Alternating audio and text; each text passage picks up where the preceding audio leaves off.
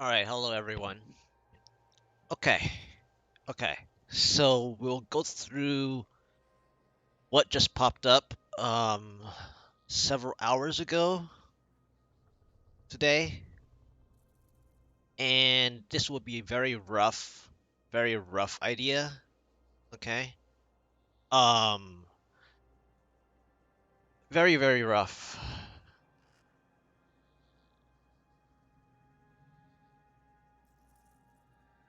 There are only certain things I planned out, but not too many things otherwise.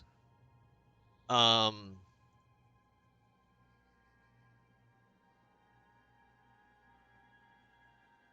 and so I'm gonna go through it.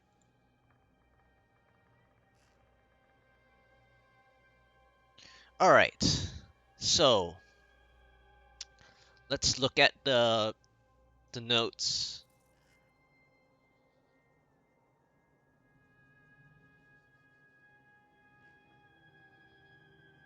Blah blah blah blah blah. Blah blah blah blah blah. Alright.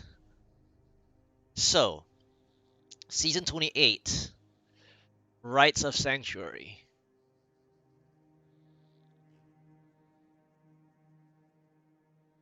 So this gets really interesting, right? Um so rites. So rites it tells a lot already. Sanctuary is used, all the time. And so now what are the rites exactly, right?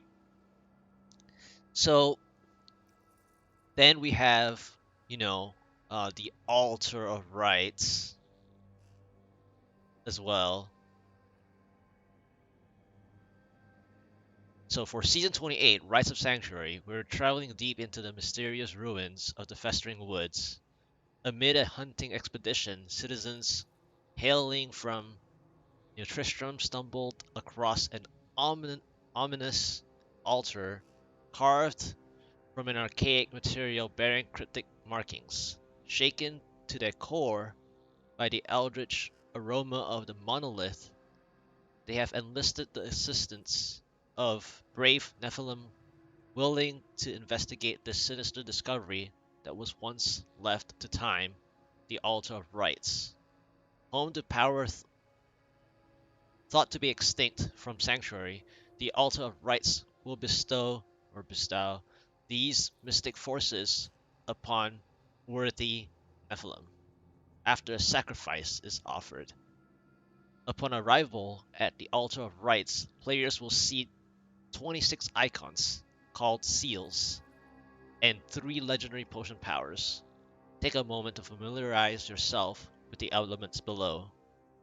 So, they gave us a roadmap, pretty much, or like, you know, the pathings that you can take in order to go through these, um, well, it's kind of like rites of passage in a way. And so the seals are listed with powers as well as the legendary potions later in this list. And so you can go through this list. How seals and potions work.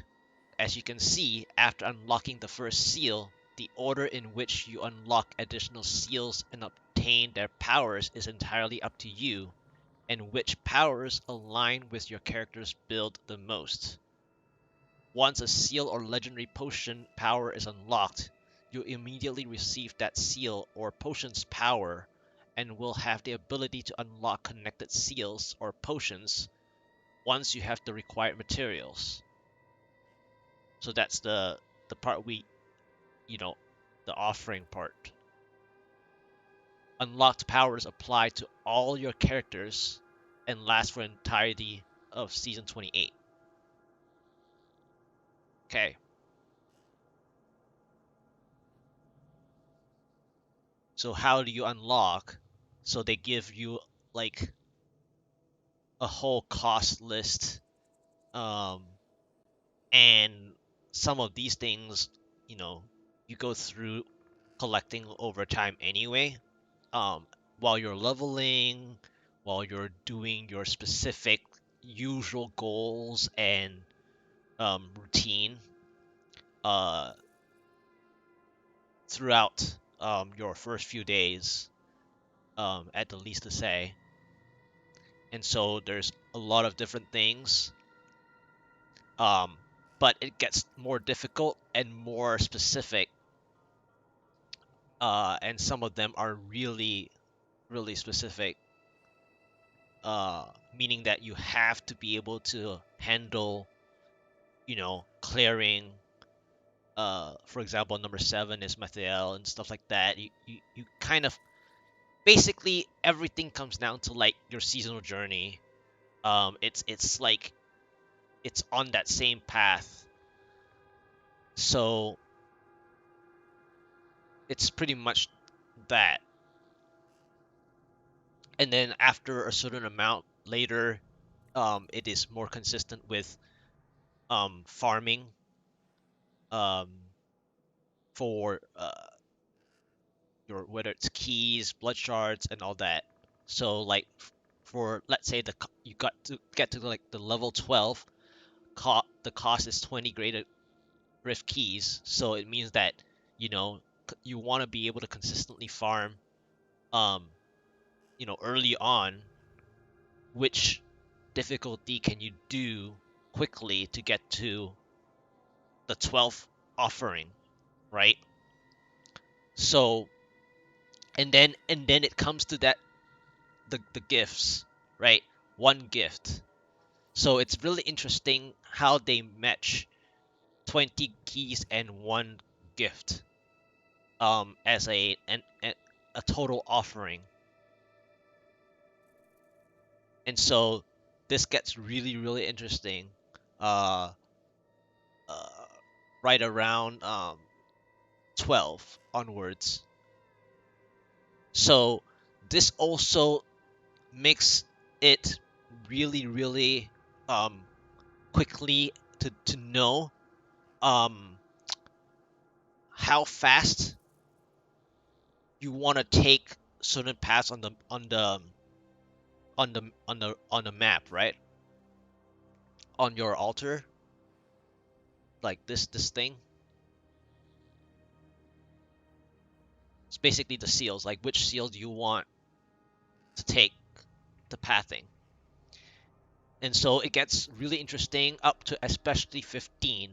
And I am still, um the one thing I would say about 15 reminds me of, um I mean, I don't know exactly what this is, and I'm not going to get influenced by anything that I've heard, okay? But let's just assume 15. Let's just assume 15. So basically 15 for me is kind of like the decision in group play, where there were actually 1 or 2 seasons, I think maybe 2 seasons out of the 10 seasons, full seasons I've played, where I usually save my um Hadrix gifts for a second character, because I was playing the Necromancer first to be able to help others corpse explode, um whatever they kill, right? The first thing they kill, if it's positioned correctly, you can corpse explosion and everything, and it's basically being the third or fourth person, and giving that huge boost ever since they boosted the grasp of essence, that gloves. Okay, so ever since that, especially, Necro also rose up in group play. So I've done that at least one time. Um, and so 15 to me as an offering is almost like the strategy where, if you are group playing, I would think that it's like saving your Hadrix gift for a second character that you actually want to play, depending on the rotation of the Hadrix gift, right? So sometimes your group play character might not be the one that you want. I mean, hopefully somebody has to carry eventually, right? Some like one or two people out of the four or three, whatever, one person minimally, one person has to um take the highest responsibility to spend their Hades gift, whereas the other two or three might not need to if the one person is playing the like top end build already that is in the meta. Let's just put it that way. So 15 is like a strategic thing to do. But if they have any other changes or um, strategies that pop up, then 15 is just very straightforward. So it's either a straightforward thing or it's a strategic thing. So we will find out about 15, and then um, scrolling down, I look at 19, and I think I remember seeing 19 in the set dungeons, but I don't know. I was thinking it was a page in the set dungeons or something. I think I've seen it one time. I'm not. I don't exactly recall, and I haven't looked it up. But I think that's what that is because normally, so there are two things. Um, you either look up on YouTube for your set dungeon and try to find the right one and where it's located because everyone has already done the research of the locations, or if you go to the library section where that the podium is, and then you click on it, it drops a page thing. And so at first I thought it was that one, but I think this one is the one inside after. So anyway, I am just randomly thinking about what 19 is, and I hope I'm right because I've seen it before. I just I'm not sure if I picked it up, but I know I usually pick up stuff and not toss stuff away. So I have a feeling 19 is what I think it is. Then that's pretty much it. 23 matches up with the Echoing Nightmare eventually. So if you have a consistent way of almost getting to 23, where uh, this is another thing that I also talked about when Echoing Nightmare was first planned for, aside from keeping, so before Echoing Nightmares, there was the PTR note that talked about how you can open, how one person can open for everyone else, right? And so uh, by being consistent with 10 to 13 of them, you can augment your whole set of gear that's ancient if you got very lucky.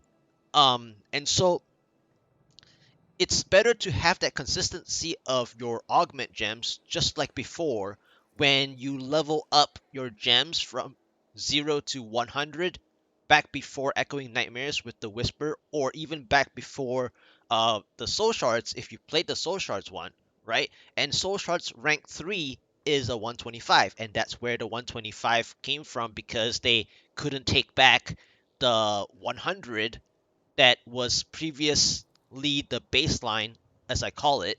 The baseline augment used to be rank 100. And then the Soul Shards rank 3 kind of boosted it to 125, and then they couldn't take it back. And so that is one thing um, that makes 23 really interesting is that some people still need to practice how to get consistent 125 down, which makes this first 125 seems easy enough if you just press the right pylon order in there, you should be able to get 23 down pretty quickly. But depending on the class that you play and the set that comes with the Hater's Gift, it does change things. However, there are also class um, set changes that might boost this 23 very quickly. So the changes that will pop up will definitely speed up the offering of 23 as well. The one thing that is going to be pretty frustrating is 25, but then again at the same time, by the time you do 25, or by the time you reach um your 25th seal, right? By the time you reach your 25th seal, uh you should have a consistent farming build already. And so the one thing that 25 is going to be quite frustrating, so you want to leave 25 in whatever order you're doing. And believe it or not, if you go through the map, which we will go through shortly, that 25 is almost like you can put it, you can reassure yourself that it is not something like truly important, because by that time it's negligible. uh it's a negligible seal, and hopefully uh looking through the costs of these offerings, that you would actually see that. And then we have these primordial ashes stuff, okay? And so um actually, let's hold, and I want to bring up another thing. I didn't actually make this yet. I need to upload that real quick before I continue.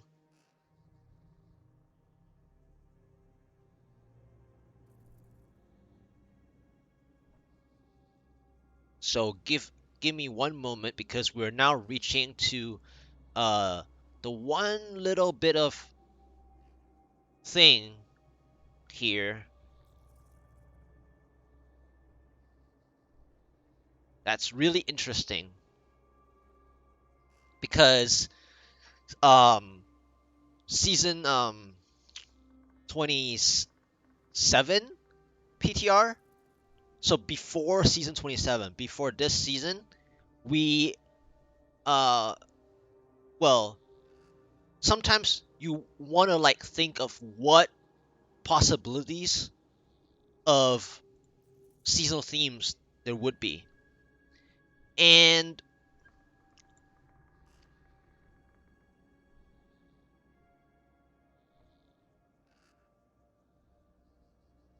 so you have to like find a way to like um think of what stuff might actually happen. And I've thought about that before, about this little thing that we're gonna talk next. Let me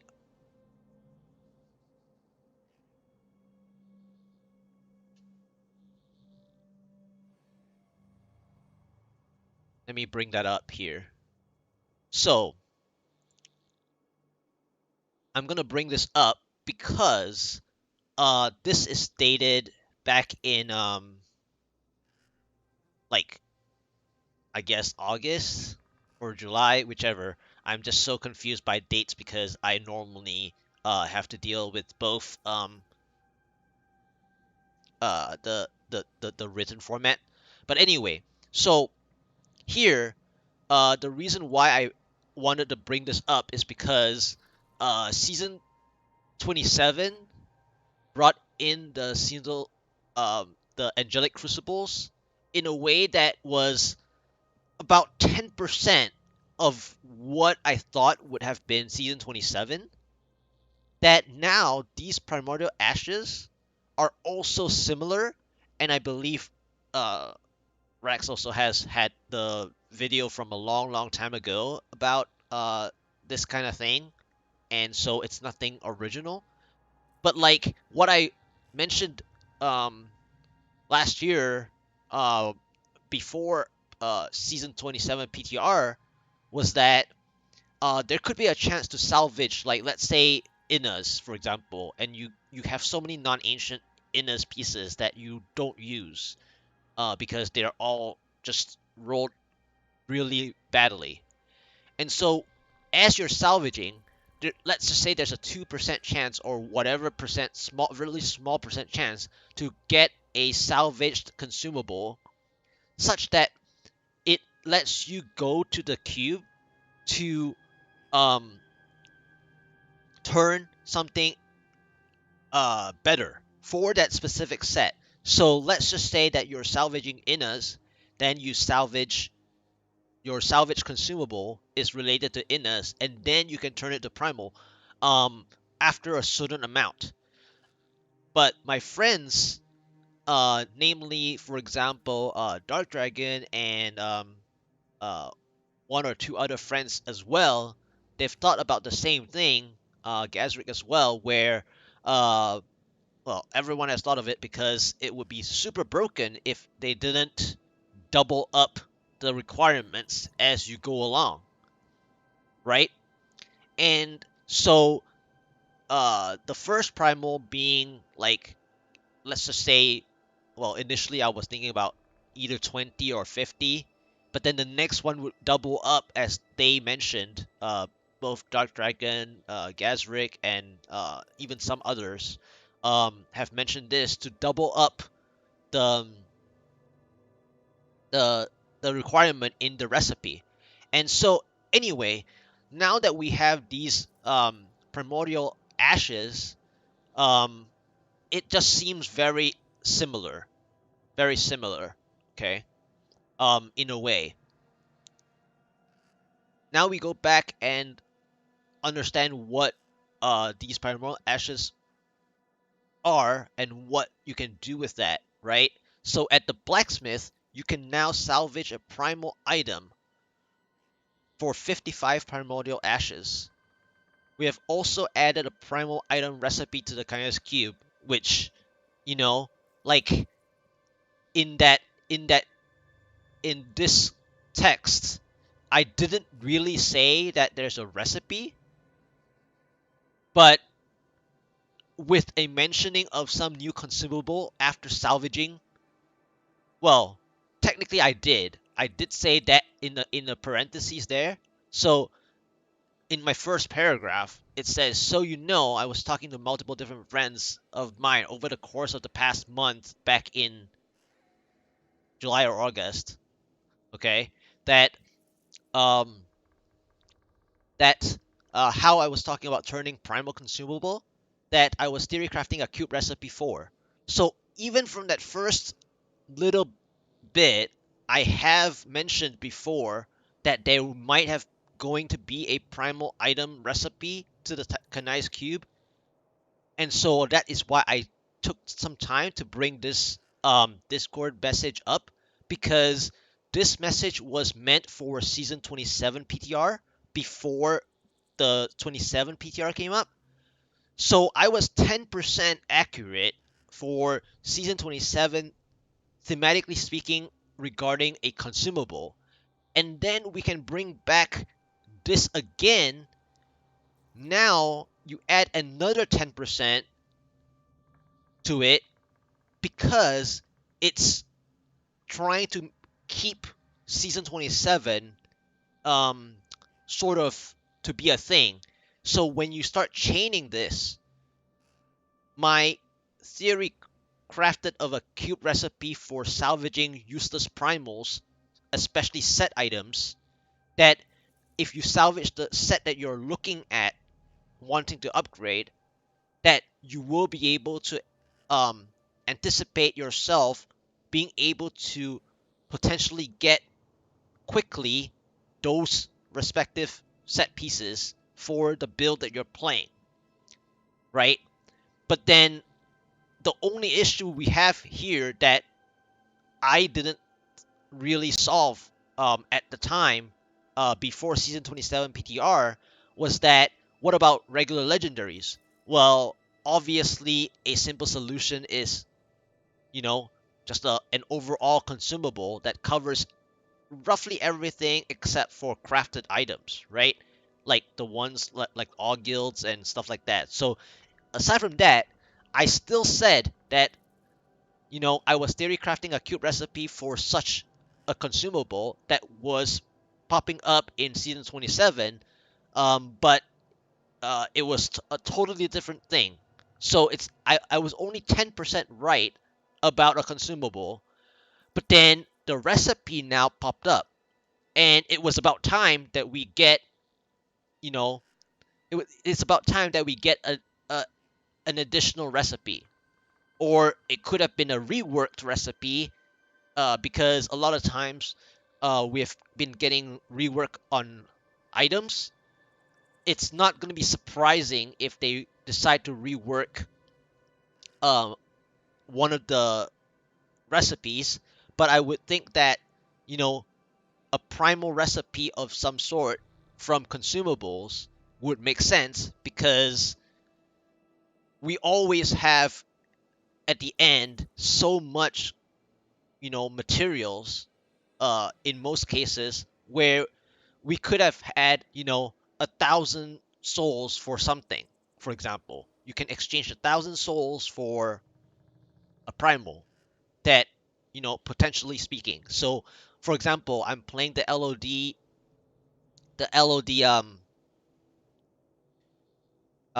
Wave of Light build, right? And the helmet is something I want to reforge, right?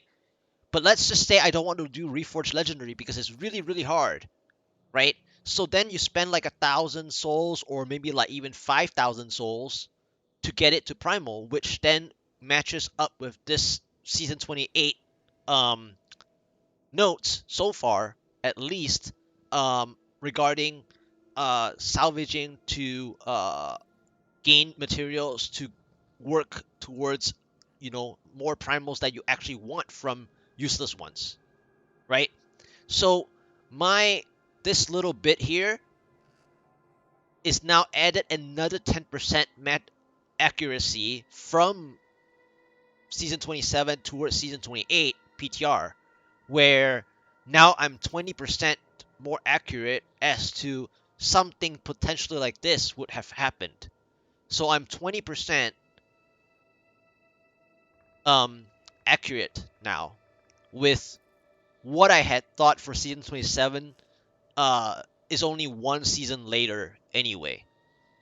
So I had the right idea, with the fact that a newer cute recipe for primals would be popping up sooner or later, and it's nothing original, but I just thought to add that I have had mentioned it before, and so that is why I brought up this Discord paragraph uh, regarding this. And obviously, again, like I said, some of my friends like Dark Dragon and Gazrick have mentioned that it should cost double each time. So then it makes it really difficult um, to turn something into primal. Even though RNG of primal, you still have to worry about the primary stats that you want. So for example, yesterday I got um, my Carles primal finally as a drop, and it only rolled 24 AD, 24% area damage, and I tried, using it with like 3 or 4 change of items, and I still lost damage. So even after spending, let's say, 1,000 Forgotten Souls or 5,000 Forgotten Souls, if it would have been something like that, to not add an additional consumable, um, in such a case, in order to play upon primal stuff, is that, even 5,000 souls would still have to have that RNG in order to get very lucky. But of course, that just makes the RNG side even stronger. So this specific thing is giving both um both sides of how dedicated will be able to get what they want if they play more goal oriented. Okay, so that's it about that. All right, so before we go to the skill changes of and class stuff, let's go back to the roadmap or the seals, the seals. And I while I was looking at the roadmap with the big streamers like Rags and everything else, um I was already making my roadmap, and this is going to be a very rough roadmap. And so let's look at it. Okay, let's look at the roadmap. So let me take away let's take away that as well. So I have my roadmap, and I try to put things side by side instead of just my other screen. Okay. Um, I think that this will make it easier for people to see the roadmap of what I was thinking of, but I haven't thought about stuff for the potions for the ACA, the AAA, and AC, but I know that AC is probably my first one. That's not no doubt about that. I'm pretty sure. But I put them side by side here so that it's easier to see. But I understand also that there's a lot of text. But as you know, I don't I often put a lot of text on the screen. So it is overwhelming, but I think it's, you know, straightforward for people to read. It might be small, but it should be legible. It should be legible, especially if you have a monitor, a good sized monitor. Um, and so let's go and have a look. I have to use another screen for reading instead, so that I can keep track of what I'm moving. Okay, so seal A, right? Seal A, kill streak, timer duration, and reward bonuses are doubled. So basically, it speeds up leveling. So if you're really good at that leveling thing, you're gonna be super fast to 70 if you've practiced, that whole thing. So Seal A is actually like for those who have practiced exactly kill streaks, then A is like the first thing that pops into your mind. And it fits for all that time you've been practicing, right? For all that time you've been practicing, it's that. And then reward bonus is probably what? Like closing and talking to Auric, whatever, right? And then B is pools of reflection last for the entire season and are not removed by death. So now we don't have to like farm pools anymore after the first set.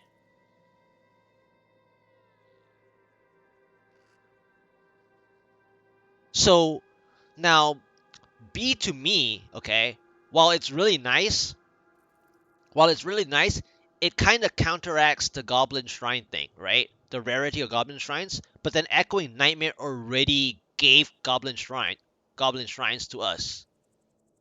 If you intend to play that far in the Echoing Nightmare. So B is like it gradually took away the EXP thing, the EXP pool farming, which EXP pool farming was in a way that the rarity of Goblin Shrines was gradually reduced in terms of rarity, and so some people have observed more Goblin Shrines, but then Echoing Nightmares basically gave it a more consistent chance if you get that far in your Echoing Nightmare past just 125 gem, right?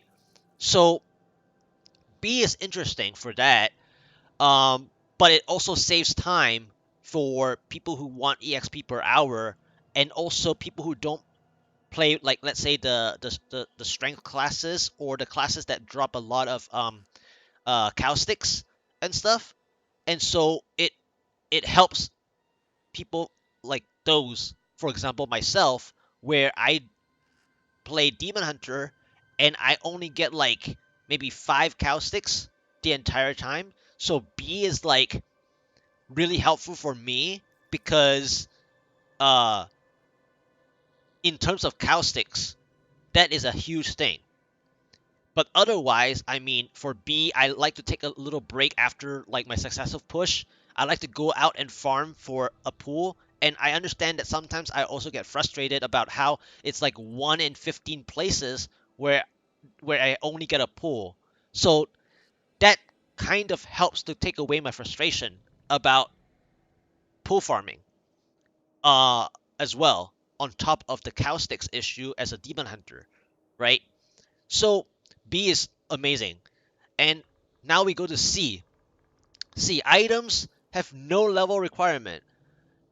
I mean, not only A is crazy if you've practiced a lot, if you've practiced A a lot, with your like Demon Hunter, Witch Doctor, Necromancer, or whatever class that you're really good at in keeping kill streaks from Seal A, Seal C is only making it, it could make it more difficult, but it also make it easier for you to level up, in generally speaking.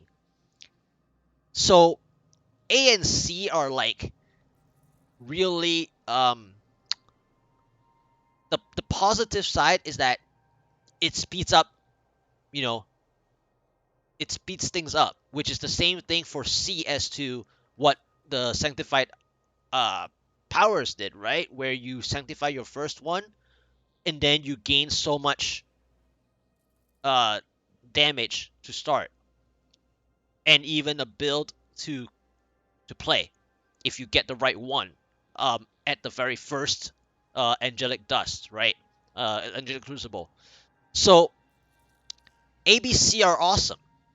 They're really really uh sweet for changing the playing field of leveling, because you know even in beginning, um in back in Inferno and Vanilla days, uh basically speaking, there was a lot of chain dying going on as well to progress through the axe and the difficulty. But if you think about it, leveling at some point is like, basically speaking, someone could just wait like, you know, the next day and ask for a power level if the respective person choose to do so, if the person is ready, right? So C is really like A, B, and C have like that leveling concept is like, why make it feel like such a chore between 1 to 70 when really it's really just waiting the next day kind of thing, right? So we have that issue, ABC done. D is helpful for damage if you think that you don't find a weapon with a socket, you know. But then remember, seal D, um, however fast you get to it, with the cost, to unlock the seal, D is pretty far. To take advantage of D, it's actually pretty far if you try to match the cost. And we haven't even really gone into like the cost itself. Because the cost of number 3, right? So the third seal. So to think of the third seal, if you really want that number 4 very quickly, it is not going to happen. Because you also want a greater rift key, which in a sense, you need to make sure that you get there fast in comparison to the ruby in the weapon. So we normally want a ruby between 1 to 70, right? And before your critical hit chance starts to when your critical hit chance starts to build up, then D is gradually losing its value. D is really nice. Last time in the PTR, when we were leveling up in the PTR, we got what the we got the Whimsy Nephilim Rift, and with the Whimsy Nephilim Rift, you get a chance at those clouds, those random clouds, to drop higher level gems. At the time that we got it, you know, it sped up our chance to getting the right gem that we need, such as a ruby, right? Whether it's for your helmet or for your weapon. So that luck of that Whimsy Nephilim Rift for the clouds spawning for you to get gems is fixed by D. Okay? So D has that. E is like later on in the game. We don't need E for in the beginning. F is really good. I think F is worthy to get first because it's also dodging stuff in the beginning where the higher level you go, okay, the okay, so what C caused a lot of issues where now we can think of whether D or F is helpful, right? So C makes things um interesting for D and F. So for me, my roadmap, I prefer F. If you think that C, if you actually get lucky with C, if you get lucky with C, you would rather F.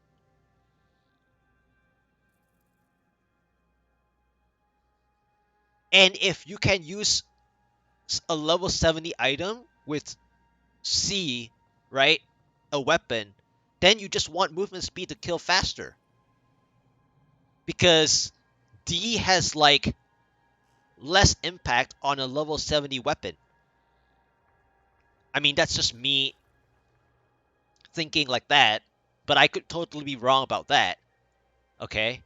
Um, but I think that movement speed also helps with dodging stuff in the beginning, not only the fact of C. So the pathing you want to take, it's A, C, and then if you really want B, you can take B first.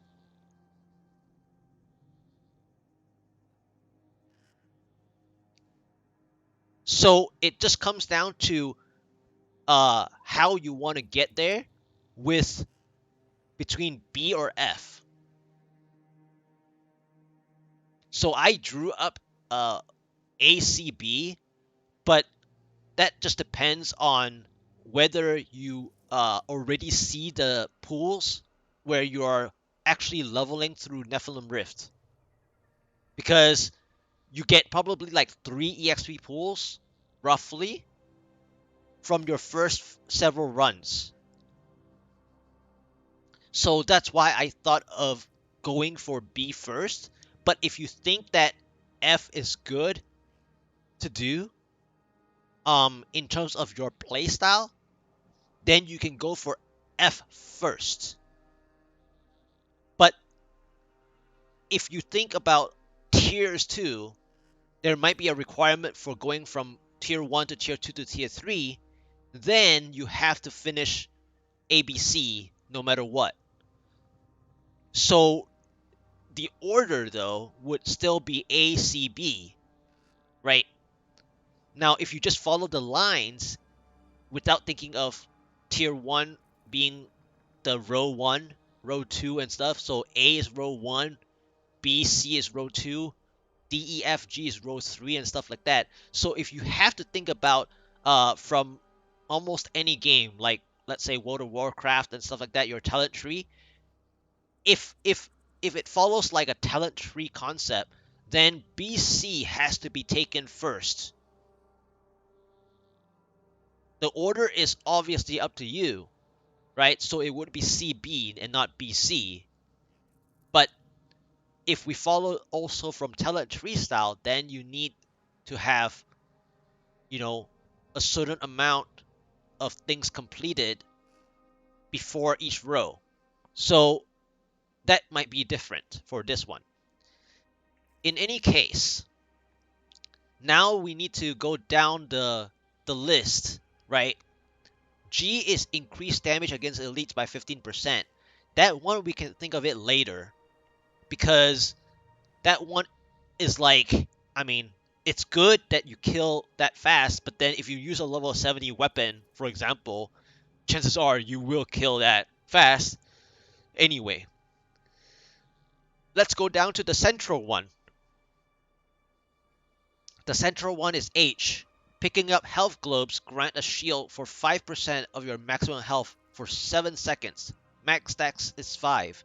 So because this is a central one, you take it anyway. But what I like about this is that if you have the practice of picking up health globes to heal yourself, this is in addition to, and also if you're used to using the molten gizzard, this is like, you know, giving you an like a like a like a additional benefit to adding using a 4th legendary gem as early as how fast you get to H. So if you can get to H fast, it's almost like a molten gizzard but a different way. Okay?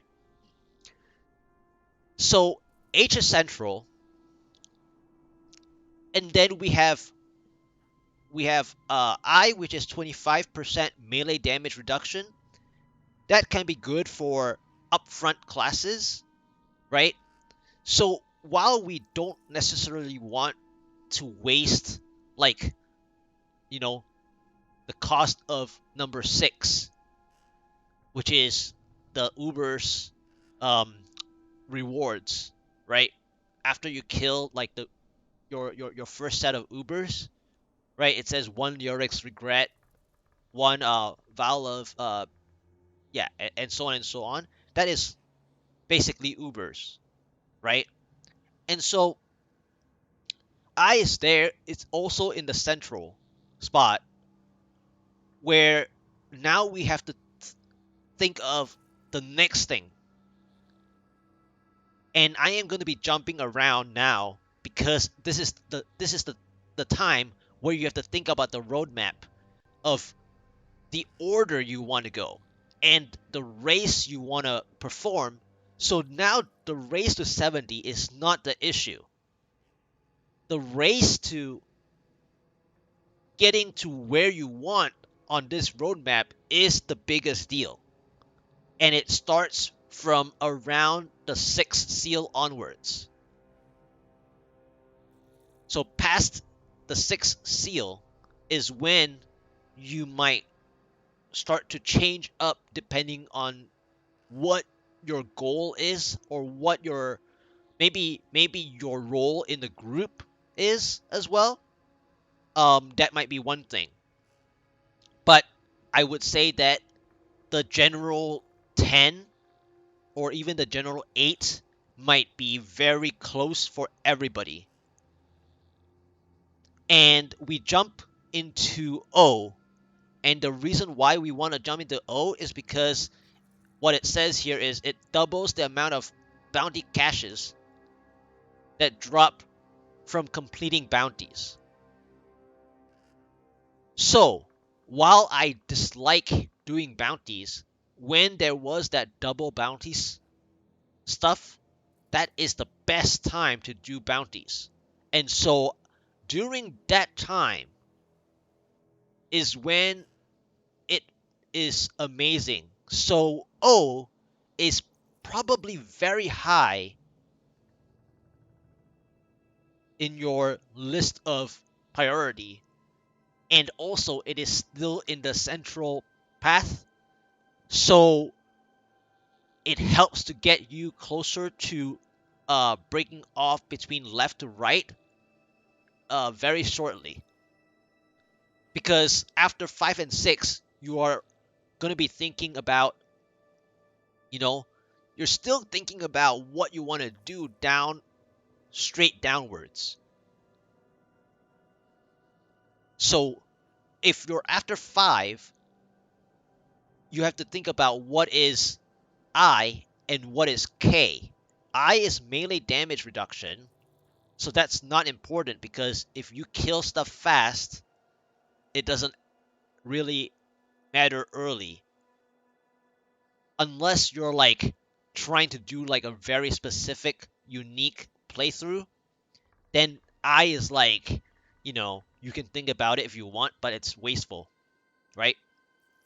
So, and then K, it says increase damage against elites by 20%. This part is almost like the time when you decide to finally use all guilds, right? So K is like all guilds. So when do you think you will use all guilds is much later. But at the same time, after 5, you can think about it all you want as well. It just depends on how fast you want to get to a certain path that makes you get more at the same time. And so the row IJK is really the biggest consideration, that the central the column 2 here going down from I to O is, I think, the best deal, especially if you are already doing bounties like early on for your seasonal journey.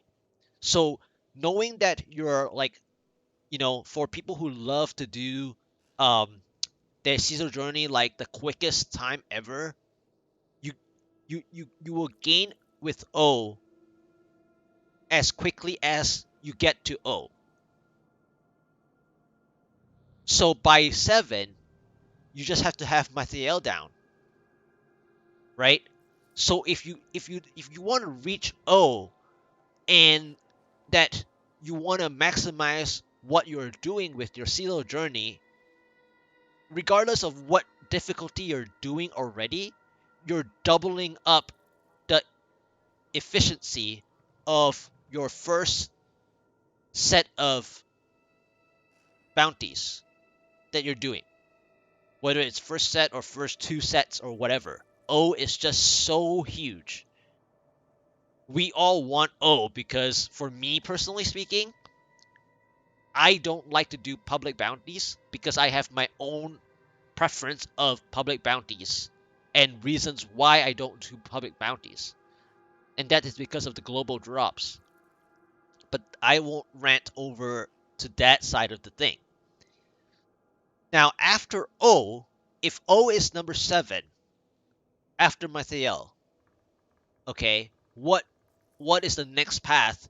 And unfortunately, um, if you took I mean J and O already, your next pathing is pretty much N or S. But you want to go down the talent tree or the roadmap or these seals as fast as you can, downward. Generally speaking, normally you go downward to get like the stronger stuff faster, right? So let's go down to S. So what is S? S is gain immunity to crowd controlling effects. And what is 8? 8 is like 30 Forgotten Souls. And so for 8, for 8, we're reaching to the point where you're already farming regular rifts, right?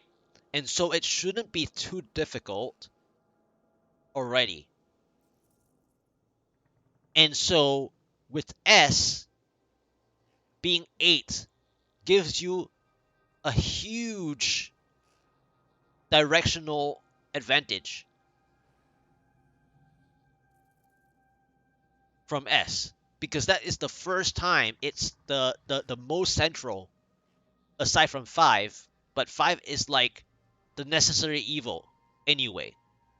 So 5 is not like the most central, like, well, 5. H is not as central as S.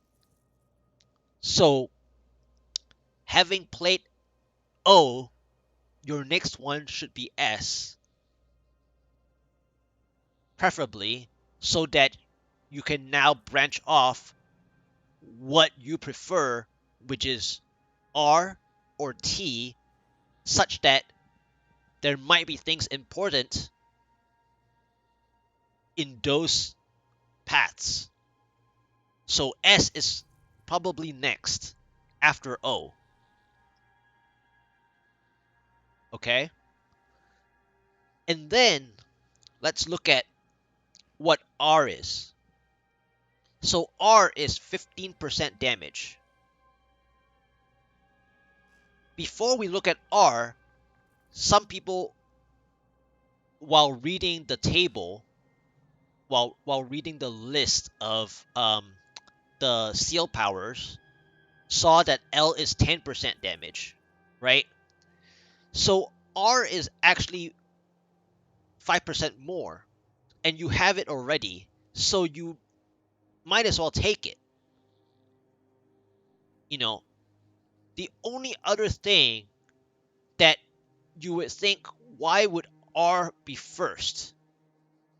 Well, R is first for the reasons that you want to do speedruns quicker, right?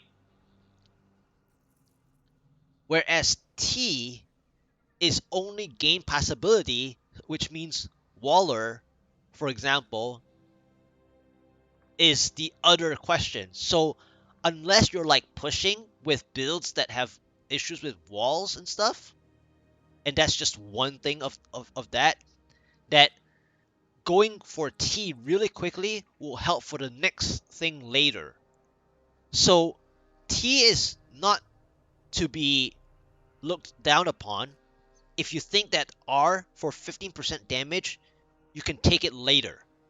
So I didn't really put a slash different thing that you see later on down the road between X and U on my roadmap.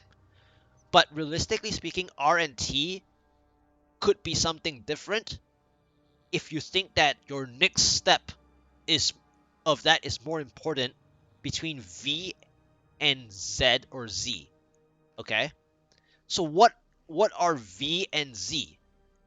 V is elite packs drop one additional progress orb, which is what we always wanted when we get those packs that are like, the 5-pack stuff, that are not like worthy, because you still get that original amount that's not worth the time spent if it was a 5-pack.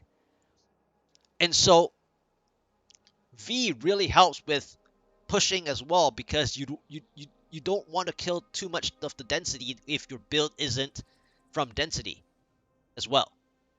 But of course, in the early part, density isn't an issue, so V is like for actual pushing, where it starts to get really difficult to where you get those like 2 elites at a certain spot. So then V is extremely helpful for those spots that you get like suddenly 2 elites instead of density, where you can just kill the density to gain enough progress for the next pylon play. I mean, this is overthinking lower pushes like GR120 or something like that, or even 115 at the beginning, where you're still like learning the build or finally understanding the build and stuff. And so like during the 115 to 120, V is like really helpful if you meet into the problem of having suddenly 2 elites instead of density for V. But what is Z? Z is double the chance to find a legendary item purchased from Kadala. So now you have to think of, again, here I didn't put between V or Z as slashes. So you have to consider whether you want to get T first if you think Z is a higher priority for you. So there's a lot of difference between um, after S. After S is a huge deal. And this is where the difference comes in. So while I talked a lot about V, because that is why I chose V as 10. That is a good question. Will you be able to refund? I don't, I haven't read to that point. I don't think I saw anything,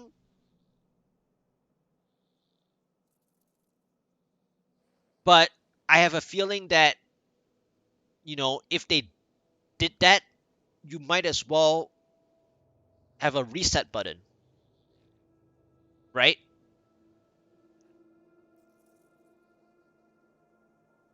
Or like, you have to do like you have to complete something like a quest to reset again. So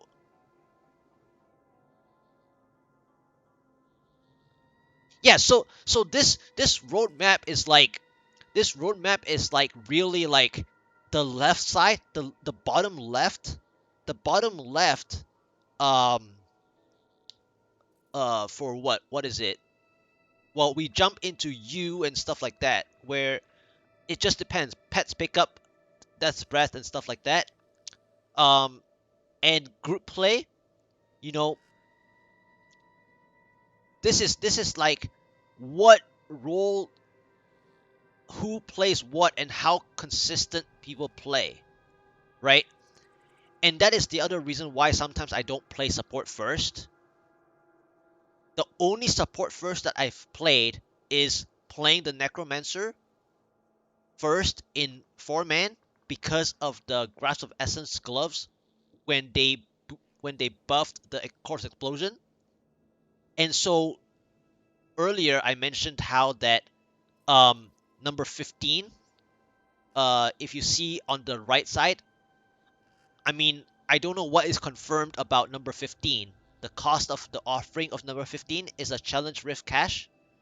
And earlier I mentioned about 15 where it's like me playing a necromancer at the start of, I think, season 11 and one other season where I played necro first. I actually saved my Hadrix gift for a second class when the set items I want are actually for the second class that I am going to create. So my group knows that I am not going to be able to contribute first. So 15, by the time you get to 15, is the same thing that you asked about how Z DPS might have a hard time. And that is the same case for when in the group, there's got to be somebody like 1 or 2 people that have to sacrifice using the Hadric's gift, right? And so that same sacrifice is really the same thing as a ZDPS having a hard time in the beginning as well, because you have to remember, being a ZDPS, you're basically thinking of group play anyway.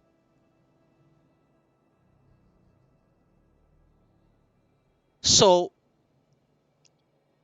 that's what you have to think about. It's the same thing as the Hadric's gift, whether you can save the Hadric's gift by going ahead with the set items, and that's why I went Shadow set straight away. I went Shadow set straight away instead of the UE, right? If I remember correctly, I'm just like jumping all over the place because I want to align myself in speaking about how the cost of 15, if it is not as simple as like buying it from a vendor or doing like a quest or something like that, that 15 is the same as not using your Hadric's gift first. But someone in the group has to, or else the group just doesn't. I mean, I guess if you rely on the Necromancer Corpse Explosion, then you might not need to necessarily get into too much of that. Um, or if it's like season 27 where the power just takes over, right? The seasonal power takes over, then it's really easy to kill stuff and stuff like that. Then saving the Hadric's gift is also not a big deal or anything like that. But generally speaking, a ZDPS having a hard time is already a thing if your partner doesn't match up with the time that you are working, right?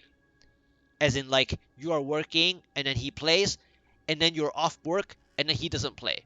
So all this time, as a ZDPS, you'll have a hard time either way. You will have a hard time collecting all the cost of offerings as well. So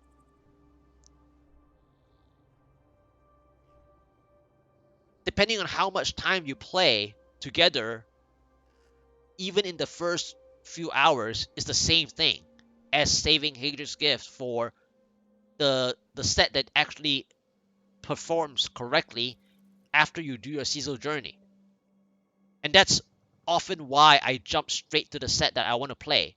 For example, when God DH came out, Gears of Dreadland came out, I went straight for Gears of Dreadland because I did practice Gears of Dreadland in the PTR when it first started. I actually struggled doing a GR 85 and 90 on a PTR because I decided to stay in the keep's room full of trees, and the trees were hiding the arcane beams, and I overstayed my welcome, and then I ripped to that tree pack in the keeps. That was my fault. But like generally speaking, if if you if you think about the Hater's Gift and how like sometimes it just doesn't help right away because it's not the set that you know of, it's really the same thing as a ZTBS having a hard time. And then eventually you need to have your own farming thing to take advantage of, the X between X and um what is it? V UVX. At some point you're gonna be you're gonna be having a DPS because otherwise you're not gonna take advantage of UVX on the roadmap.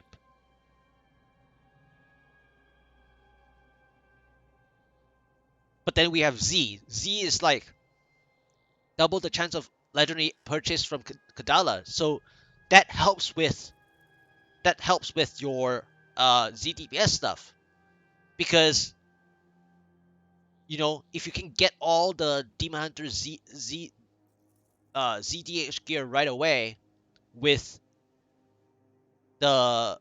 Z, then you know the problem with Z, however, is that depending on where you're at, So on my roadmap, I marked it as 12. Now, for 12, the cost of 12, by the time you get to 12, if that's the rank that I'm going for, between left and right, then 12 is difficult to be fast. So Z, so there are people that talked about race to Z, A to Z, right? It's kind of funny, right? They actually thought of it as well.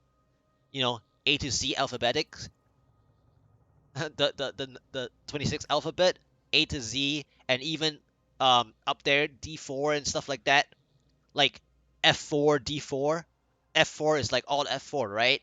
So they definitely, they definitely thought about a lot about all these little thing as well, like the numbers, the orders, the memes that can follow with it, and A to Z is one of them. And so the race to Z is important for, let's say, getting the best support fast.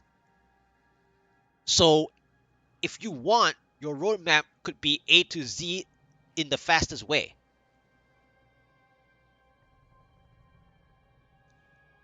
So now we are hitting to 12. So what is 13? Where did I put my 13? I put my 13 on X, but it could also be U, depending on which one you want to take advantage of. I personally don't have a problem picking up Death's Breath myself in the beginning, because I am not a speedster in the beginning. I only speed up later on when I have enough Death's Breath that I actually don't need to click, but I click it anyway, right? So for me personally, U can come later. The letter U can come later. I don't have to play that first. I actually prefer X, and I love that X is actually there. X says pets pick up and salvage common, magic, and rare items.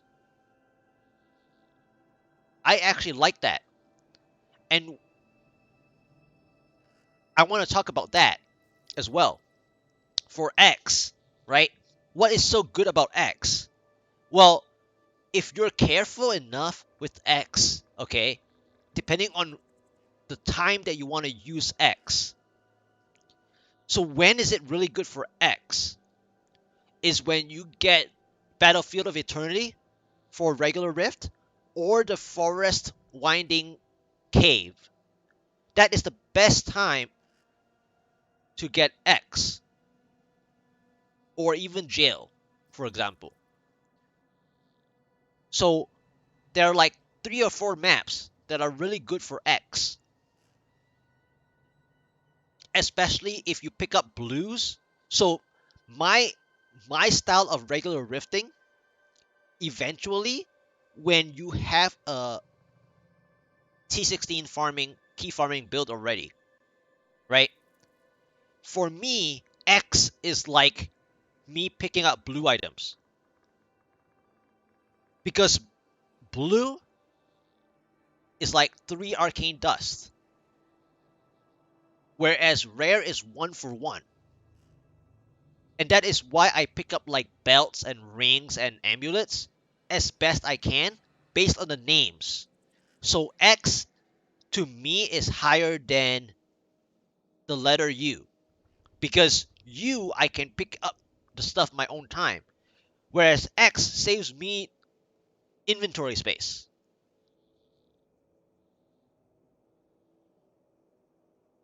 which means I'm going to get more and more stuff if I prioritize picking up blues even faster. And I already said that X is good for Battlefield of Eternity, where you click the armor racks. So I would prefer X before U. But depending on people's habits, you know, now what does what does you help with? You helps with the sages stuff. So you has that value to it. But then if we think about sages though, sages makes the death breath easier to click because there's more per drop. So clicking, I don't see a problem about why we want letter U before X. I prefer X before U. Okay? So now we go to 14. The only problem now is that they said that you can't backtrack, which I am not certain about backtracking like way after the fact versus the straight order. So, you know, like in the actual order, a numbered order, I think the numbered order should be going downwards or in the same line, right? But when it comes to um, when you already hit like the last level, like 3 of the last level, right? So this is where like it's a talent tree issue. If you cannot go backwards, then it's not going to be easy to get to 14. But what can you choose for 14? And I chose M. And so what is M? M is double the amount of death breath that drops. So now we have sages upon with M. So that's why I chose that to be 14, because now X and M are like super valuable while you key farm. Even though U is really helpful. So that's why U could be alternated with X. But I think that if you can't click for U, you're going to have problems for certain builds where you're manually clicking stuff anyway, targeting. For example, Frenzy Barb.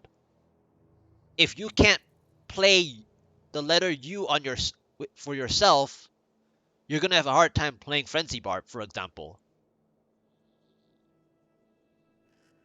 So letter U is really lazy, honestly speaking, until later. So later on, it doesn't matter. Early on, it's like you're not going to be you don't want to be clicking. So does it mean that you're using force move all the time? That's what U is. Are you using force move so much that letter U is so important versus X? So that's a huge thing. And if people talk about how their inventory space is an issue, X is wonderful. Because then you don't have to keep going to the blacksmith. You actually save time. You know? So X and U really is just I value X. So X is huge. Yeah, X is huge.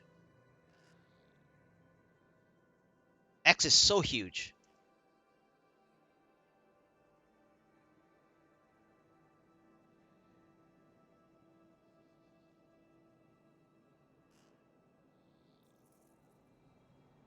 All right, so let's go for 15.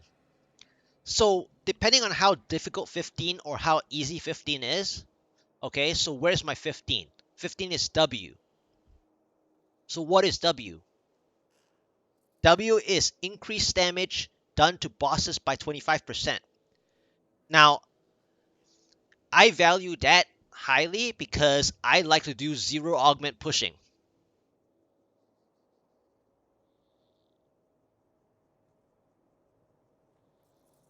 Now then you would say, why don't I have P?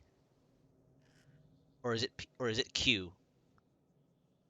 Yeah. Either P or Q. Why then? Well, W is first because the Rift Guardians are harder. And I love zero augment pushing in the beginning. And for other people, what is W? Well, W is also for people who like to do lower Paragon pushing, especially like really fast early on. Like people who use their 25, 25, 25 gems. W is just gonna, it's basically picking up Stricken faster, right? Like instead of waiting for a level 25 Stricken, you pretty much get Stricken like right then, depending on how easy 15 is. Cost of 15. So if cost of 15 is easy, then zero augment pushing is going to be around. Let's say I play God DH again, and I have 15. If I have 15, and this season I did 116, if I can get W by 15, I have a feeling I can do God DH like around 118, zero augments. So depending on your own self challenge, W being 15 is huge because it also speeds up your Rift Guardian kill depending on your build.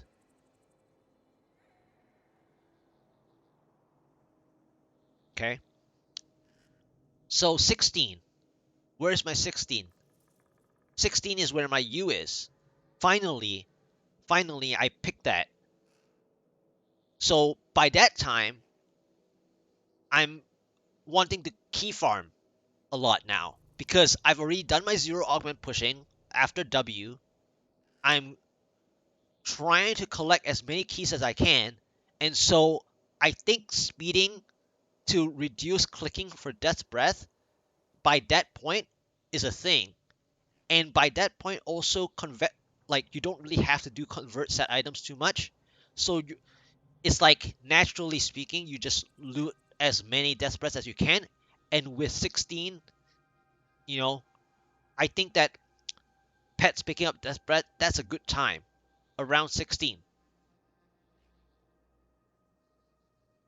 And speaking of why it's also 16, is because it also matches up with your Forgotten Souls to convert items that I just mentioned. Right? I just feel like it matches up with how much 16 costs, that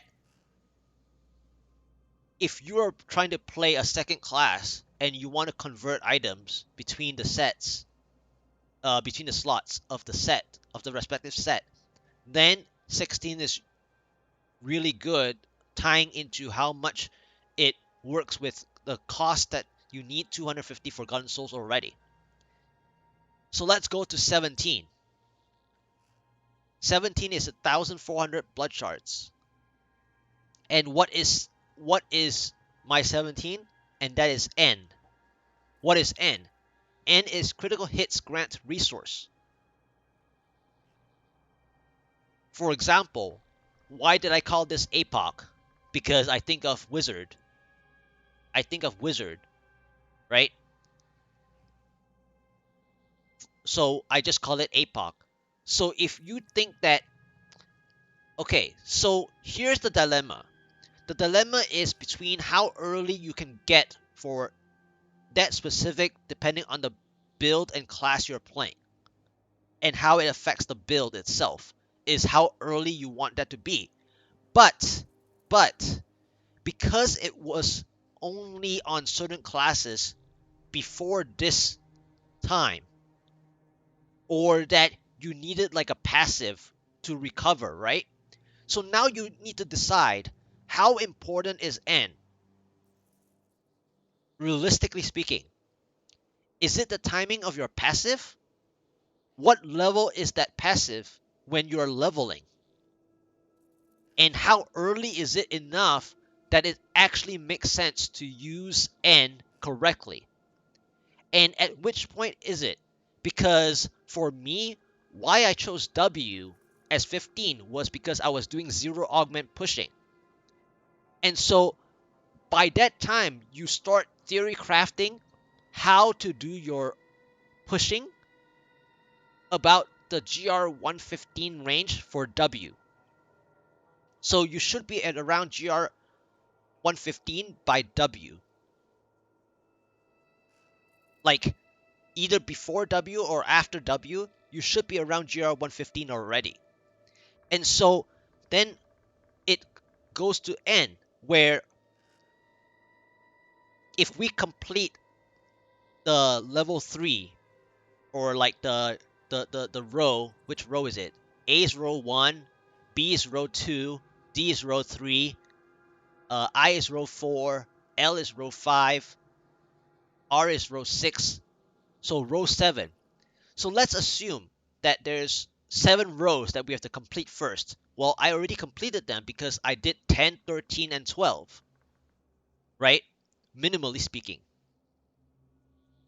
So if we follow by the teller tree concept, I have done 10, 12, and 13, at least 3 out of the 6.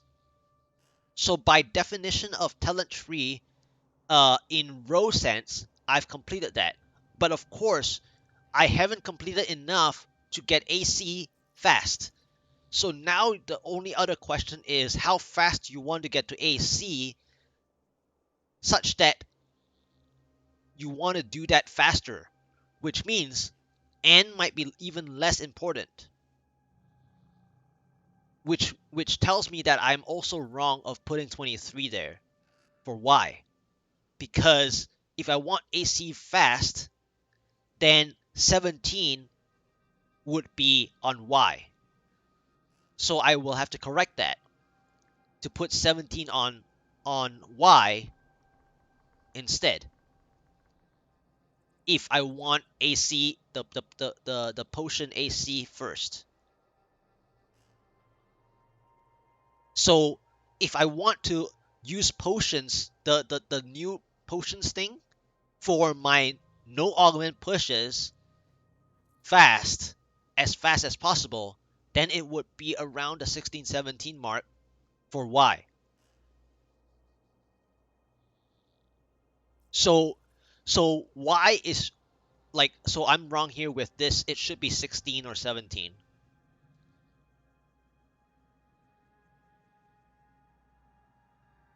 But anyway, going back to N, like, you know how to play your build, it should not be a problem with resource.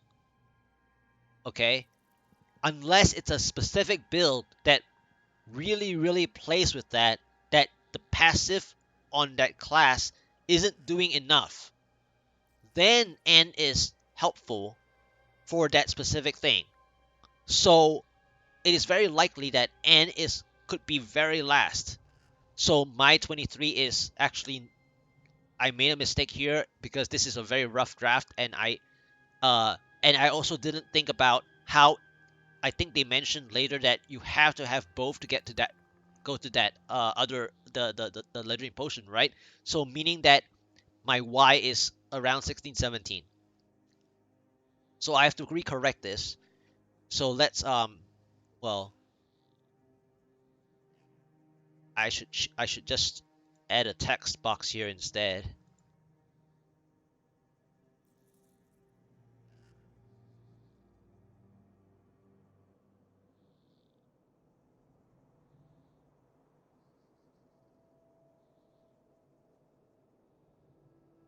So my Y should be 16 or 17.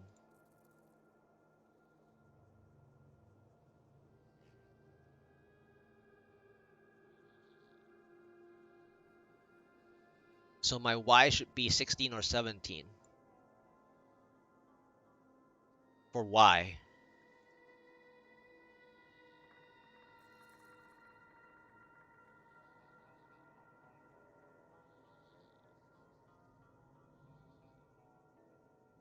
Whatever. So I should correct Y to 16 or 17 because of the AC potion needing both together. At first, I thought the roadmap was getting to the last road, like the last row to AC fastest using one line, because the lines look like you can speed your way down to like the fastest way to get to row 8, right? But in fact, AC needs 2. So it changes that to 16 or 17 first instead. So Y is 16 or 17, and then N is 18, and so on. And so it changes my mapping a little bit differently. But other than that, other than Y, I think everything looks um, reasonable, especially X.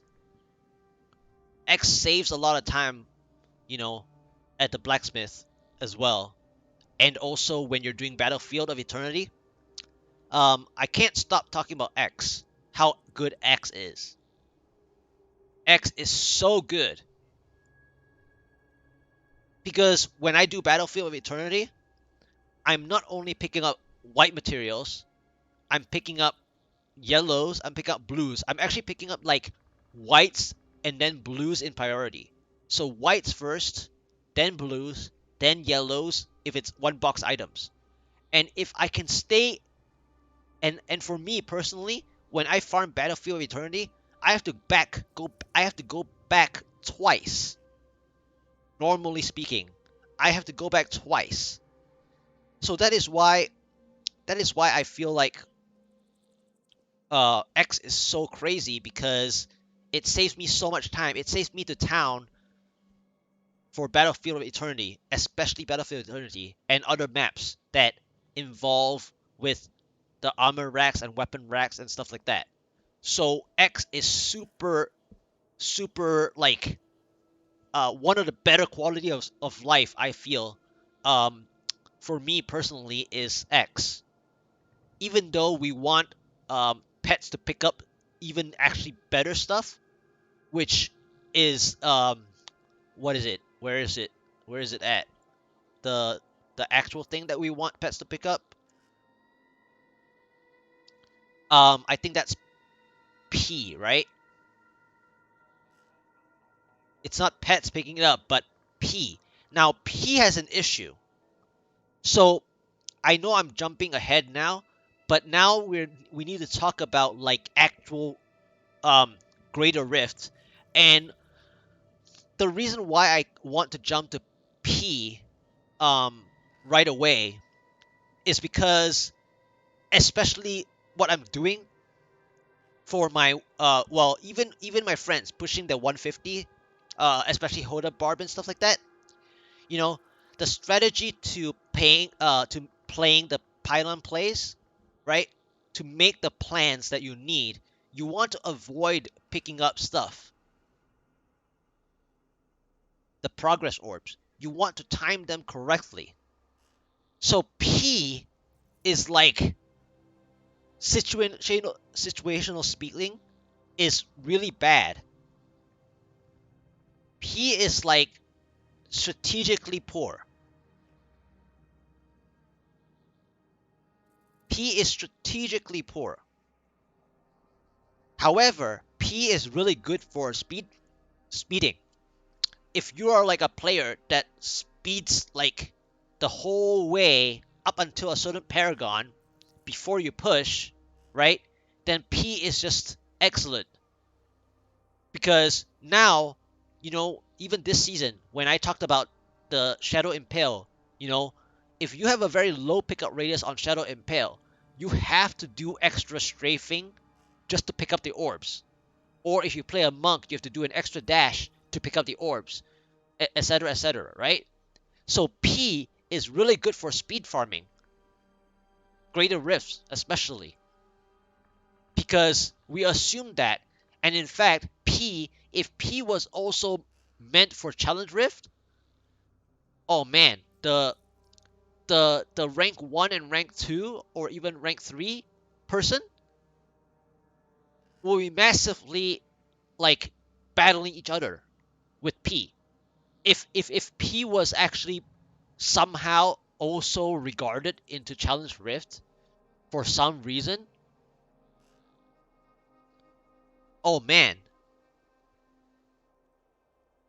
the top 10 will be fighting each other because the progress orbs picked up automatically is like time saving because the orbs fly so far apart sometimes and also not in the right direction of moving straightforwardly that every little bit helps 1 to 2 seconds, or I guess half a second.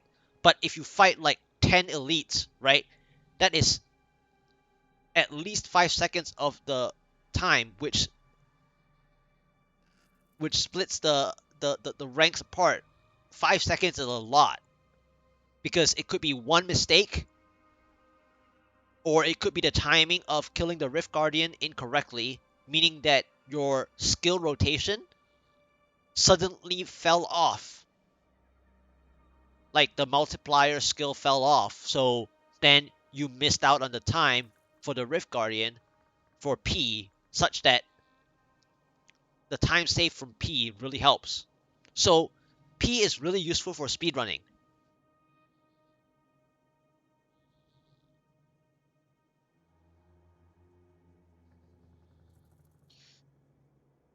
All right, I honestly, to cover the legendary potions, I can, but I think it's pretty much AC is like the biggest one, right? The next biggest is the AA. So AC is very interesting because uh, making pylon plays is what we have been doing, but now we can use the potion gameplay to do what we are doing with pylon plays. And so AC changes the whole dynamic of that. So there's that, right? And then AA is kind of like bringing back soul shards. If for those who have played soul shards with the like the shroud or pull of shroud or whatever, the like those powers, AA is what that is. And so not only you can have Oculus Ring, but also that you're speeding up so fast.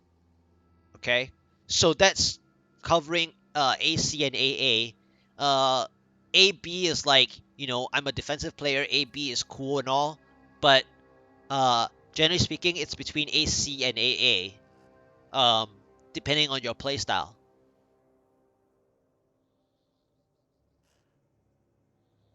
All right, so now we have gone the roadmap pretty much. I mean, I'm not gonna go through like the last several numbers between what is it, 20 like 22 to 26 or something like that. In terms of K and Q or something, um, I prefer K and Q being together. As a last little topic about the roadmap is that K and Q, K is increased damage to elites by 20%. That's like all guilds, like I said before. And then Q is reduced damage taken from elites by 25%. So that's basically K and Q are like all guilds. So you get all guilds. So eventually you want K and Q before some of the rest.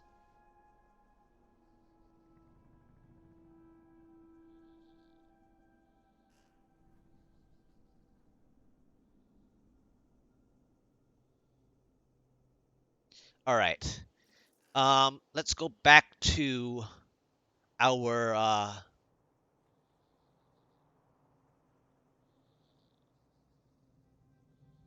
let's go back to the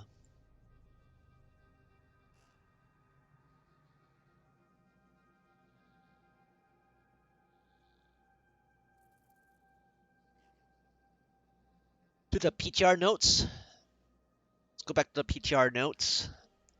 Now we've done pretty much everything. Oh, I guess 25. I guess we'll just quickly go through 25. So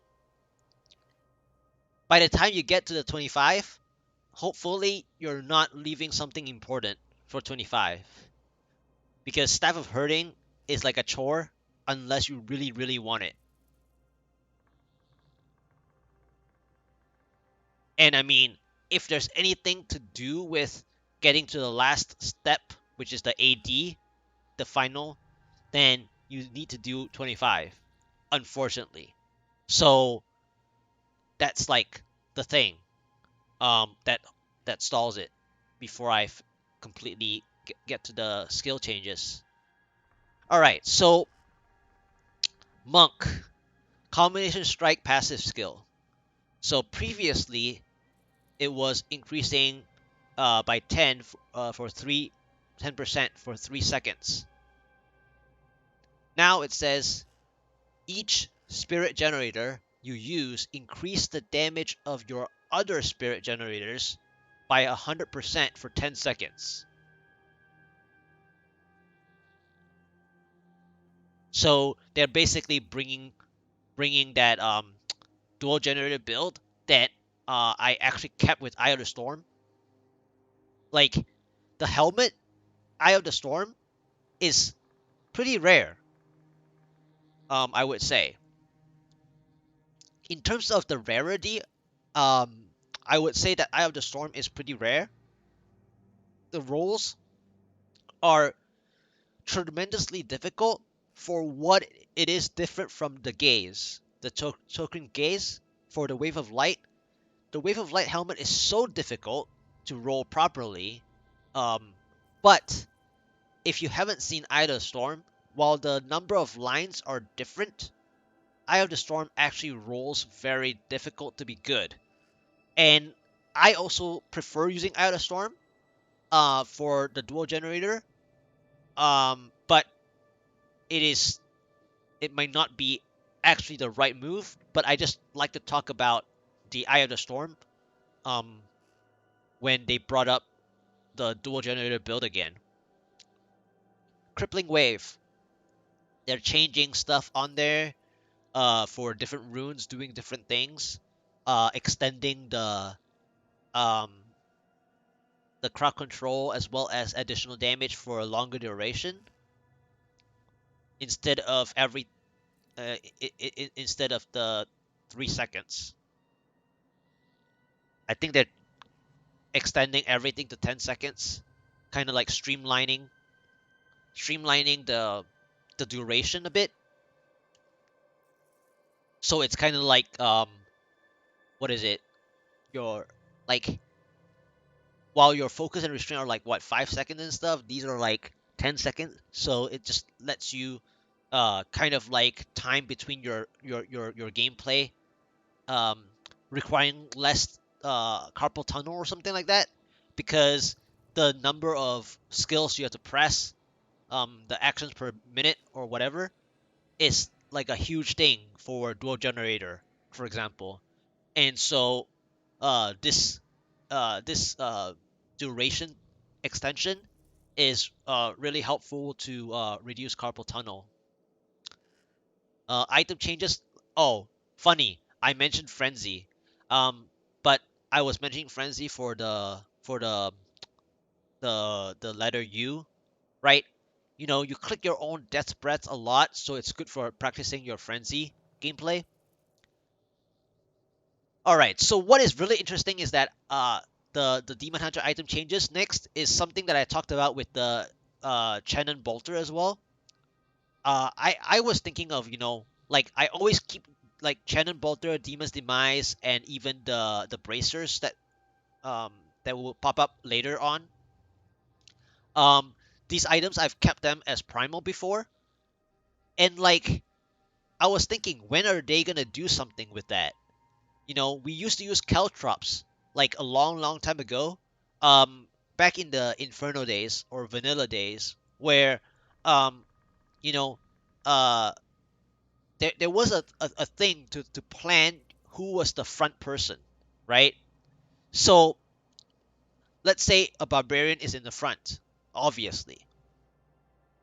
So when I play my demon hunter, most of the demon hunters played steady aim for more damage being at the back. But there were a lot of issues where I saw even better demon hunter players are having a hard time with face beast in Act 3, and then they would get one-shotted by the face beast. And I love caltrops for this situation, as well as when the front person's potion is out, right? Out of potions and stuff, or like they're out of their cooldowns or something, because back then it was really tough to play cooldowns and even fury generation and whatever else, right? So caltrops exchanging positions, exchanging frontline versus mid range versus ranged. I use caltrops a lot, and like spike trap is just handy to be some build eventually, and also coming from Guild Wars Original, where there was that Urgos Warren dungeon raid that later on those trap ranger builds are so strong, and this is very reminiscent of that game if you've played it, as well as that dungeon specifically, to have that specific build played. If you've played the trap ranger build in Guild Wars Original for that dungeon, Urgos Warren, you will know that this upcoming change to Spike Trap being a thing is reminiscent of that, as well as other people who have talked about um, bringing back like tank DH and stuff like that, or like some form of trap build that they could bring into the picture, that this demon hunter changes, item changes will definitely be a thing, and I'm really happy to see this. While I haven't practiced it all myself, I'm happy to see that, finally more items that aren't being used are actually um, possible, and also to change the a little bit of the meta dynamic a little bit more than just the classes, but also the sets being used. While Natalia's is, always been, you know, an issue, I think it'll be a good change to bring it back again. So there's that. Um, I'm not gonna go through like every little detail about it. I think the general idea is that a trap ranger or a trap demon hunter is going to be a thing, and we will be able to see it in the gameplay of the PTR. But I do want to look at the bracers. So previously it was spike traps gained the impaling spines rune and deployed twice as fast. So now it gains the scatter rune. I don't even remember. And then it also deploys twice as fast, and it also deals 150. So they're adding the multipliers just like they did with Vengeful Wind and stuff like that. Um, and so this is gonna bring Natalia's with the trap demon hunter build, um which is kind of like, in Diablo 2 sense it's like the trap assassin, right? So we can also bring, you know instead of bringing up Guild Wars Original, which is a different game, that if you want to bring in Diablo franchise wise, then um you know trap assassin um somewhat could be, tied into this, right? The next thing amazing is that Unhell Essence will be brought up to speed finally. So I have a feeling that my friend who loves UE, and a lot of people who love UE, myself included, but not as highly respected as my friends, um, in terms of pushing wise. Um, I love UE for how you manage your weapons and chess piece secondary. for the max discipline, but not like for the build itself, but for how you optimize your gear. So UE is very interesting for optimization of gear. In fact, UE also teaches, you know, the secondary for max discipline for outside of UE sets, which a lot of people may not also consider, but it is important. So the fact that they're bringing UE back also teaches about max discipline on each of the slots that uh, do include max discipline. So I'm really glad that they actually took some time to look into uh, bringing back um, the UE as well.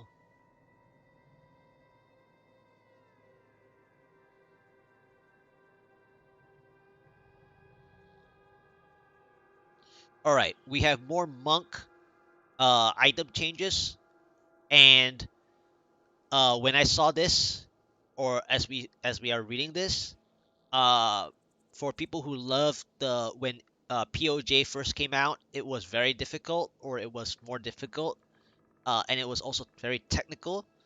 Um, I didn't play it. I actually stopped playing right before POJ, and so for those that love POJ, well, POJ is definitely going to be a thing, and more of a thing because of the increase, and it will also help with pushing the super high end, and it will also level the playing field between um, pushing offsets and the actual sets um, by a few tiers. So it's cool that they're bringing the other offsets into um, possibly to show better on the overall leaderboard instead of just the specific set leaderboard.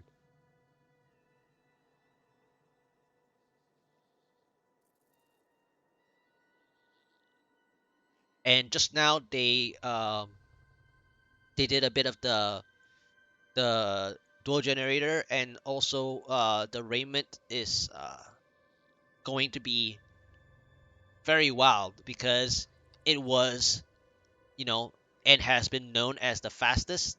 Now that they reduce the cost even more, it's basically it's almost tying into why or how some people use the Donata set for vaulting.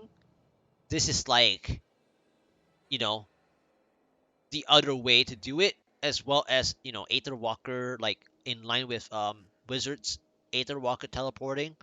This makes everything like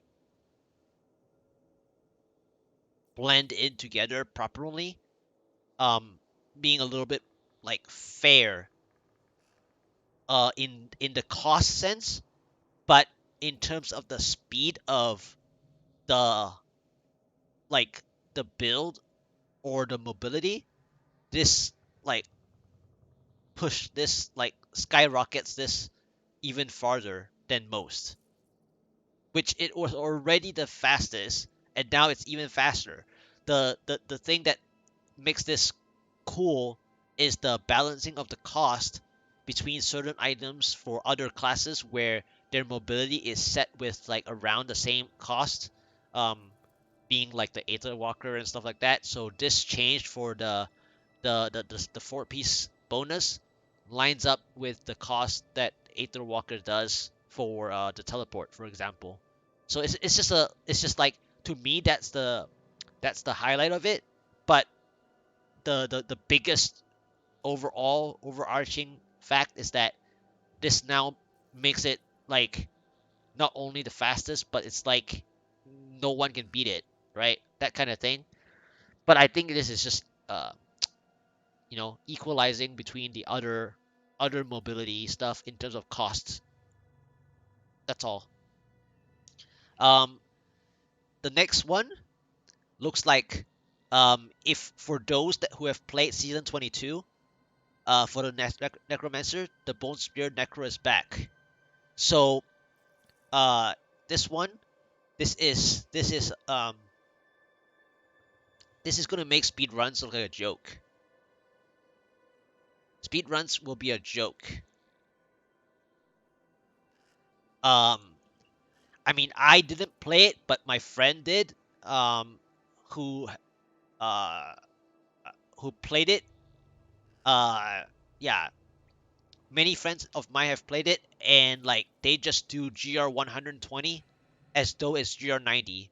And so what this is doing, especially even for the next one where it says the Wizard Hydra are now doing twice as much now. They are to me honestly the overarching thing about the last two changes between the Necro and the Wizard. While they haven't listed Crusader and Witch Doctor for example, um, is that I feel like these last two changes at the bottom here, with the damage increase, um, first of all, Necro is back to season 22, roughly speaking. Um, and then what is this actually doing? Okay, let's put it this way. What is it actually doing with this revert, so to speak, and the increase of the Hydra? Is that they're trying to streamline what happened with season 27, with the Shadow Impale being one of the many classes, one of the builds for doing speed runs, like doing the GR 114 through 120 or even higher speed runs. Is that um, they're trying to bring back some of the different classes so that people who choose to play or prefer playing a stronger class such as a necromancer get to do the same thing while not getting bored of the demon hunter, because the demon hunter is more for key farming or for some other gameplay, right? And so they don't really want to play like one class that does it all kind of thing.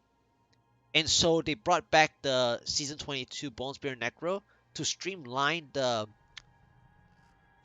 speed run towards more classes. So they're trying to get as many classes to be able to do like 114 through 120 as best they can. And the Necromancer in season 22 was like, I guess, one of the craziest at the time. Before we saw this Shadow Impale being pretty crazy. I mean, in between season 22 and 27, there are several different ones that also, you know, managed to put the speed run into action, such as the Raekor rework. The Raekor can do 115 pretty quickly. It is squishy, but Raekor played reasonably well, can do 115 very quickly, even two man. Okay, even two man it's very fast. So they're trying to streamline, bringing back the Bone Spear Necro from season 22 that could do GR 120 like as though it's GR 90, which also means that people who start out Necromancer for the Corpse Explosion build, um, I mean for the Corpse Explosion for group play, like myself starting Necro that one season for group play, uh, can actually stay as a Necro if you can just do GR 120 like that with the Bone Spirit Necro, right? So so there's that. So that's where the this is the this is the part where it streamlines the speed runs to multiple classes instead of just playing the Demon Hunter. That, you know, if you've played Demon Hunter for like, let's say 8 seasons, and you're tired of it and you really want to play a different class, then you have the Necro again. Where or or if you are interested in more classes anyway, then you know how to branch out yourself in such a way that you have a Necro, it can do speed runs as well. Then you can enjoy speed runs in a different way, And also, when you're loot sharing with other people, you don't have to play the same a different class just because of the speed, right? Of the speed that one build has.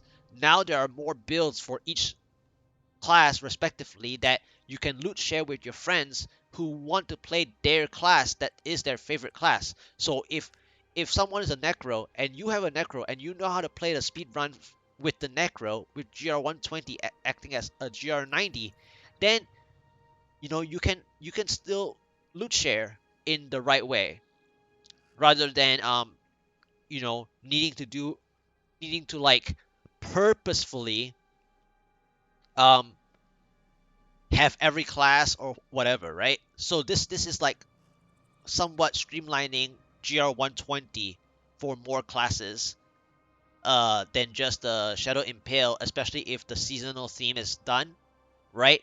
Then we need some form of sets, the set items, just like Season 26, to be able to perform speed runs without a seasonal theme like this Season 27.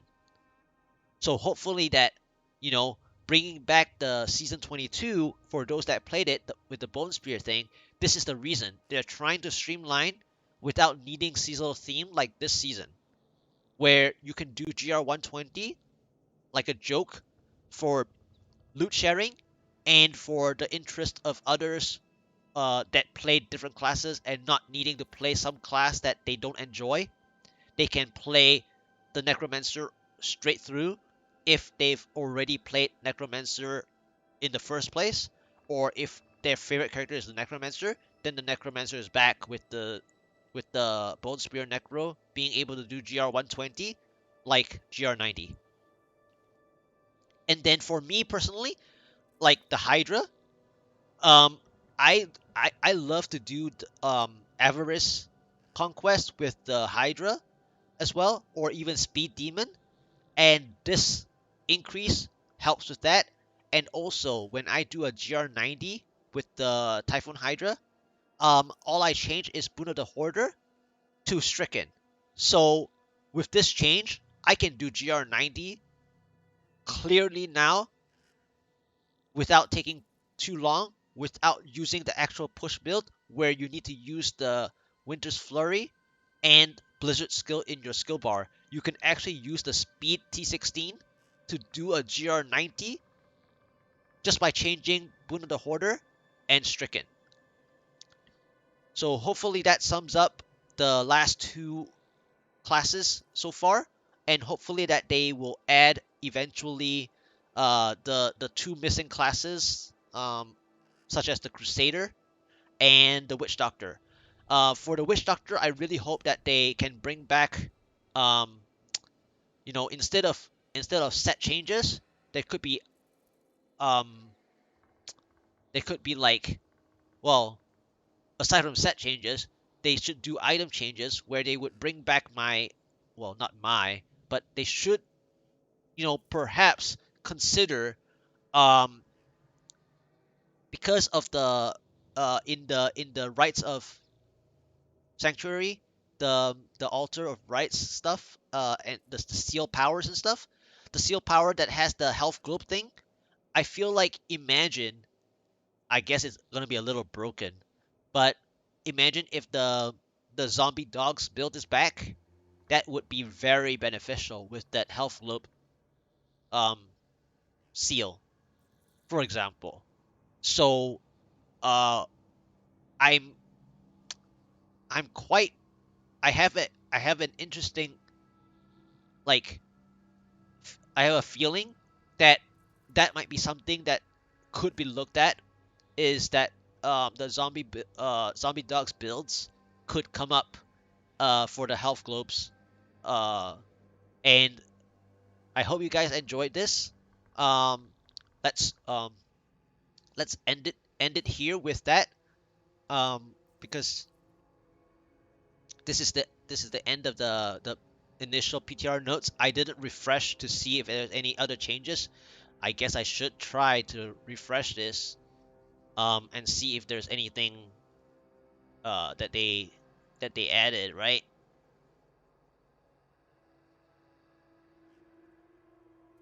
Did they do anything? Let's see. Did they do anything in particular? Not yet.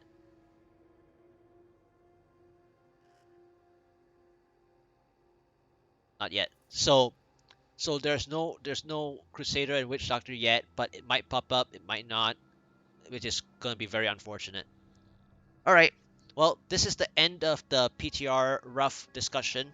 I have had like one or two mistakes in my roadmap here for letter Y because of how AC I mean how the legendary potions are uh, legendary potions those special potions are like in the roadmap where you have to have two in row 7 to be able to get row 8. So this is my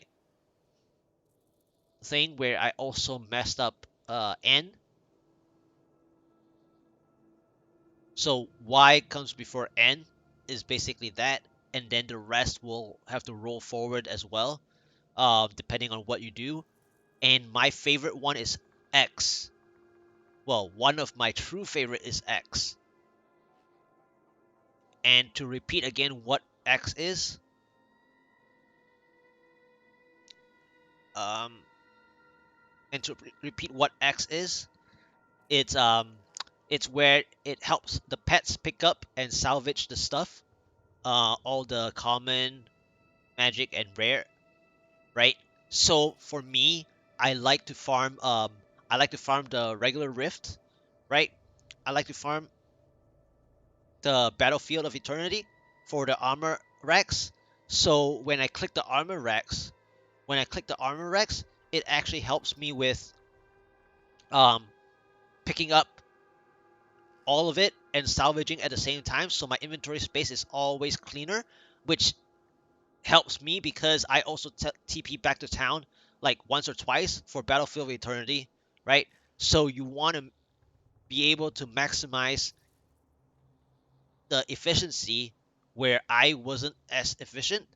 So X is super super um, effective in supporting me to play more smoothly, especially for those maps that I want to uh, pick up materials outside of doing bounties. So the only downside about X is how valuable is O, right?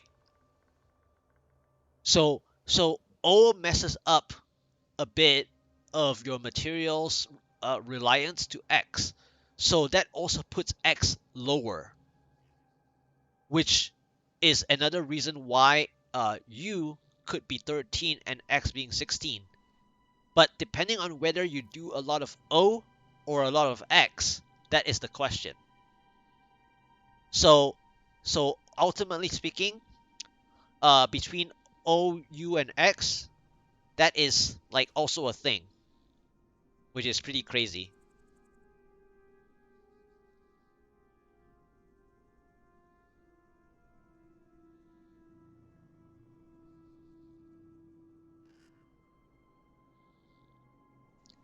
All right. So now we're gonna change to pushing, but I'll take a break.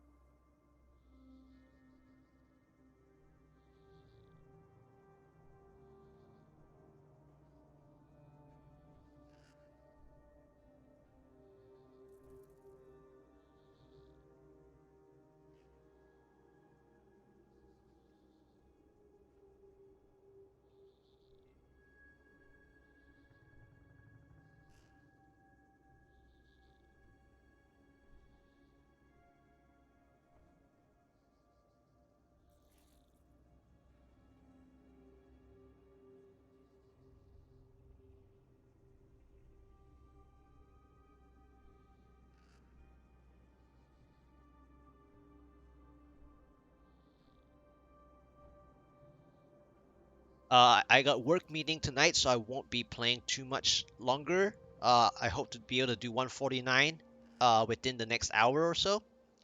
So minimally speaking, 149. But if I can get some decent attempts at 150, I'll go for it. But I'm quite skeptical about whether I get the maps I want. But be right back. Water break after this discussion. So um, I haven't, yeah, I haven't done that for 2 hours. So be right back.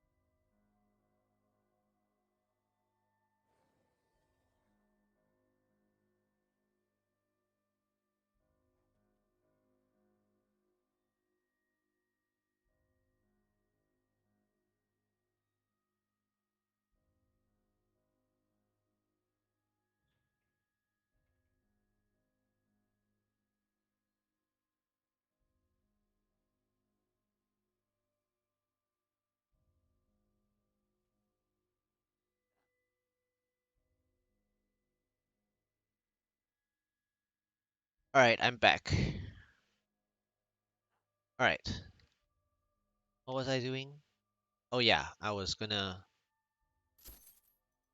Do I have everything on the monk, or did I move the thing? the stuff already again. Okay, I did move the stuff, so I have to move it back again. So let's go ahead and go for the